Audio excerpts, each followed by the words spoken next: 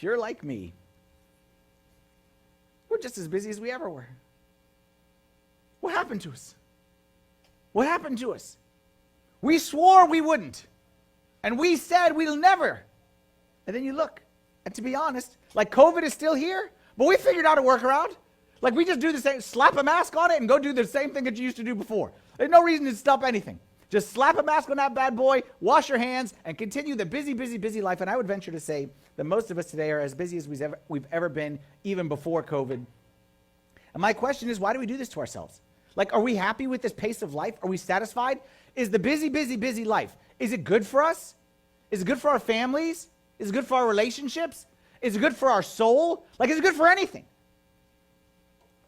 I want to show you a picture right here that I think characterizes what I'm saying right here. Now, for some of us, if you're like me, take a deep breath, okay? You see this? This is a picture of a garage, and it's a very bad garage, an evil, demon-possessed garage, okay?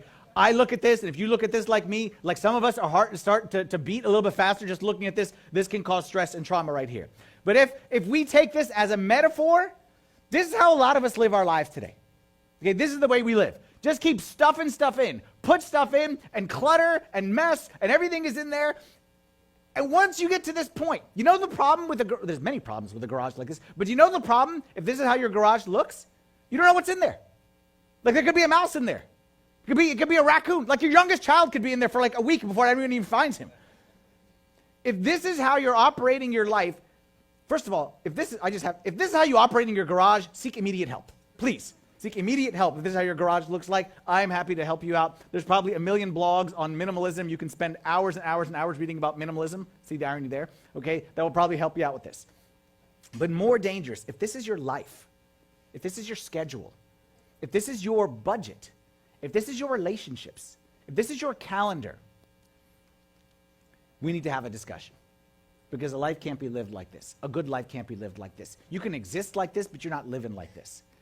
What this garage is missing, what many of our lives is missing is, yeah, that's right.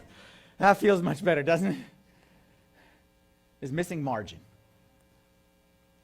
And that's what this series is all about creating space, creating margin. Now, I'm not talking about going back to what life was like during the lockdown in March 2020. I'm not saying go back to that. But what I am saying is let's go back to restoring order. Let's go back to taking control of our lives.